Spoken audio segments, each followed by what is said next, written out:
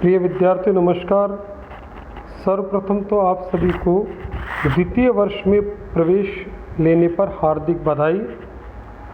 आप सभी श्रेष्ठ इंजीनियर बने, ऐसी मेरी शुभकामनाएं हैं। यांत्रिकी और ऑटोमोबाइल में जिस विषय को हम ME 204 कोड के रूप में जानते हैं उसका नाम थ्योरी ऑफ मशीन अर्थात मशीनों का सिद्धांत है। इस प्रारंभिक लेक्चर में हम थ्योरी ऑफ मशीन क्या है यह पढ़ने जाएंगे। थ्योरी ऑफ मशीन में हम इस पूरे सत्र के दौरान जिन जिन चैप्टर्स को पढ़ेंगे उनमें इंट्रोडक्टरी लेवल पर क्या क्या चीज़ें इंक्लूड हैं, रेफरेंस बुक्स की लिस्ट हम ये सब इस लेक्चर में देखेंगे। An engineer should be well acquainted with the motion of mechanism of different machine element। एक अभियंता को, इंजीनियर को मशीन के विभिन्न अवयवों में यंत्रावलियों की गतियों का अध्ययन आना चाहिए। And with this view, the study of theory of machine is very much important। इस कारण से मशीनों के सिद्धांत में का सिद्धांत एक महत्वपूर्ण विषय है। Theory of machine mechanical branch और ऑटोमोबाइल ब्रांच में एक महत्वपूर्ण विषय है। एक मैकेनिकल इंजीनियर के रूप में हमें मशीन के विभिन्न अवयवों में जो एक मैकेनिज्म होता है उसकी गति का अध्ययन करना आवश्यक है।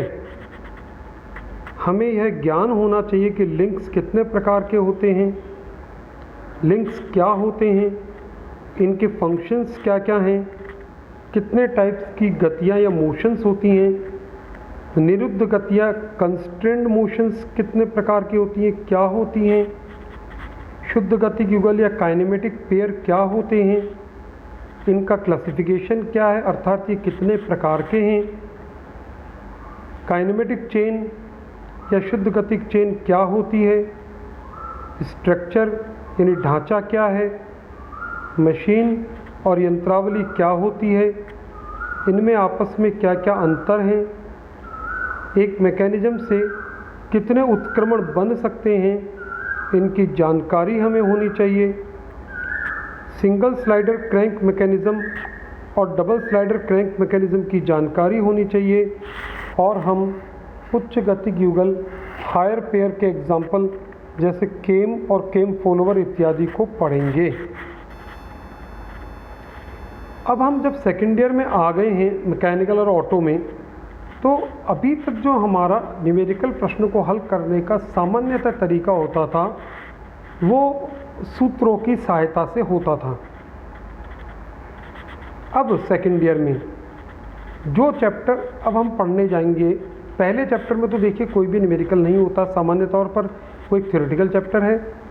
दूसरे चैप्टर में मैकेनिज्म में यंत्रावली में वेग और त्वरण, वेलोसिटी और एक्सीलरेशन ज्ञात करना, इसके न्यूमेरिकल हमको ग्राफिकल तरीके से या ज्योमेट्रिकल तरीके से सॉल्व करने हैं।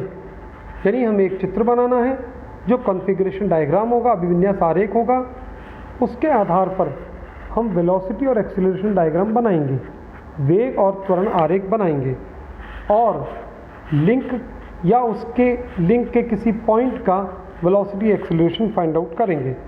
तो बड़ा इंटरेस्टिंग सा एक चैप्टर है जिसमें हमें compass, protractor, set square, pencil, eraser इनका उपयोग करना है। तो आपको बहुत इसमें आनंद आएगा जब हम इसको पढ़ेंगे।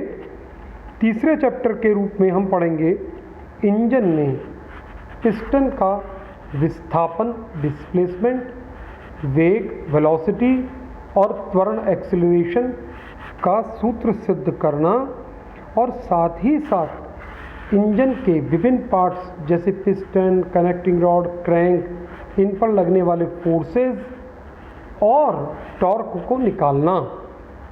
मुख्य नाम जैसे piston effort, crank pin effort, crank effort या टर्निंग मोमेंट, घुमाऊ आघूर्ण।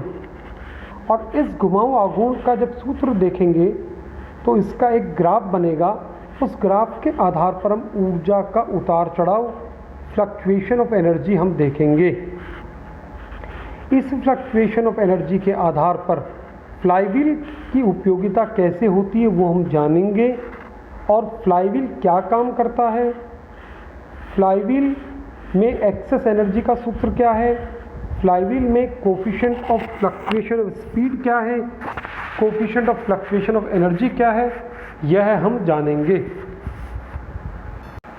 इस पार्ट में भी न्यूमेरिकल हैं। चौथे चैप्टर के रूप में हम फ्रिक्शन को पढ़ेंगे। फ्रिक्शन हम कॉलर और पिवोट में देखेंगे। हम फ्रिक्शन के कारण लॉस पावर, नष्ट क्षति को ज्ञात करेंगे। इसके लिए हमें फ्रिक्शनल टॉर्क को ज्ञात करना है, घर्षण बलाघूर्ण को ज्ञात करना है। उसे दो कंडीशन के आधार पर निकालेंगे, यूनिफॉर्म प्रेशर और यूनिफॉर्म वियर, एक समान दाब और एक समान घिसाव। हम कई सूत्र निकालेंगे जो कि सिंगल कॉलर के लिए होंगे, मल्टी कॉलर के लिए होंगे, फ्लैट पिवोट या चपटा पिवोट के लिए होगा, कोनिकल पिवोट या शंक्वाकार पिवोट के लिए होगा, ट्रंकेटेड पिवोट या छिन्नकाकार पिवोट के लिए होगा। इस प्रकार से ये सूत्र हम इस चैप्टर में ज्ञात करेंगे और आंकिक प्रश्न भी करेंगे। अब पांचवा चैप्टर जो है सबसे महत्वपूर्ण है, पावर ट्रांसमिशन, शक्ति संचरण। इस चैप्टर के मोटे मोटे तौर पर दो भाग हैं।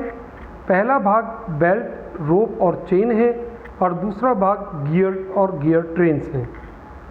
बेल्ट, रोप और चेन में हम देखेंगे बेल्टिंग क्या होती है, ओपन और क्रॉस बेल्ट क्या होते हैं, फ्लैट और वी बेल्ट क्या होता है।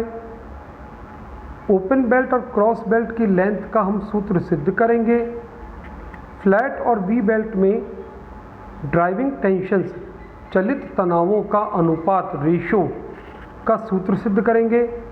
पावर ट्रांसमिशन का सूत्र देखेंगे, और बेल्ट में सेंट्रीफ्यूगल टेंशन क्या रोल प्ले करता है इसका सूत्र सिद्ध करेंगे, और मैक्सिमम पावर ट्रांसमिशन की कंडीशन, अधिकतम शक्ति संचरण की शर्त का सूत्र सिद्ध करेंगे। इसके अलावा विभिन्न प्रकार की चेन भी हम यहाँ पढ़ेंगे। गियर और गियर ट्रेन वाले पार्ट में हम types of gears, gear terminology, gear tooth ratio और different types of gear trains, simple gear train, साधारण गियर माला, कंपाउंड गियर ट्रेन, संयुक्त गियर माला, इन्वर्टेड गियर ट्रेन या रिवर्टेड गियर ट्रेन, प्रत्यावर्ती गियर माला, एपीसाइक्लिक गियर ट्रेन, अधिचक्रीय gear माला, इसके न्यूमेरिकल को हल करेंगे और इसकी जानकारी प्राप्त करेंगे। तो दूसरा चैप्टर में न्यूमेरिकल है, तीसरे चैप्टर में न्यूमेरिकल है, चौथे चैप्टर में न्यूमेरिकल है, पांचवें में है। लेकिन आपको एक बात स्पष्ट दिमाग में रखनी चाहिए, ये कोई बहुत कठिन नहीं है। आप पढ़ेंगे, नियमित अध्ययन करेंगे, आपको बहुत आसान लगेगा और रोचक नज़र आएगा। छठे चैप्टर में हम बैलेंसिंग पढ़ेंगे। बैलेंसिंग क्या होती है, अनबैलेंसिंग क्यों होती है, अनबैलेंसिंग के क्या प्रभाव है, घूमते हुए पार्ट्स, रोटरी पार्ट्स और रेसिप्रोकेट करते हुए पार्ट, प्रत्यागामी पार्ट, इनको कैसे हम बैलेंस करते हैं, इसको इस चैप्टर में पढ़ेंगे। सातवें चैप्टर में हम मशीनों में कंपनों को पढ़ेंगे। वाइब्रेशंस इन मशीन, मशीनों में कंपनों के कारण क्या है, causes of vibrations in machines क्या हैं, उनके हानिकारक प्रभाव क्या हैं, देयर हार्मफुल इफेक्ट्स, और उन हानिकारक प्रभावों को दूर करने के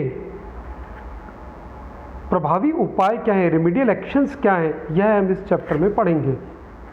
इसी चैप्टर में हम यह पढ़ेंगे कि डिफरेंट टाइप्स ऑफ वाइब्रेशंस क्या होते हैं, उनका एलिमेंट्री आइडिया लेंगे कि फ्री वाइब्रेशन यानी मुक्त कंपन क्या होते हैं, डैम्प्ड वाइब्रेशंस अवमंदित कंपन क्या होते हैं, फोर्स्ड वाइब्रेशंस प्रणोदित कंपन क्या होते हैं। आठवां चैप्टर जो है वो गवर्नर या अधिनियंत्रक का है। इस चैप्टर की खासियत है, इसके सिलेबस में हमारे इस चैप्टर के लिए लिखा हुआ है नो डेरिवेशन नो न्यूमेरिकल, तो पूर्णतया आपको कंसेप्चुअल थ्योरेटिकल चैप्टर रहेगा ये। इसमें हम गवर्नर क्या होते हैं ये पढ़ेंगे, गवर्नर और फ्लाईव्हील में क्या अंतर होता है यह पढ़ेंगे, गवर्नर कितने प्रकार के होते हैं, सेंट्रीफ्यूगल गवर्नर क्या है, इनके types, Watts governor, Porter governor, Pickering governor, Wilson Hartnell governor, यह सब पढ़ेंगे और गवर्नर की पदावली पढ़ेंगे, टर्मिनोलॉजी पढ़ेंगे।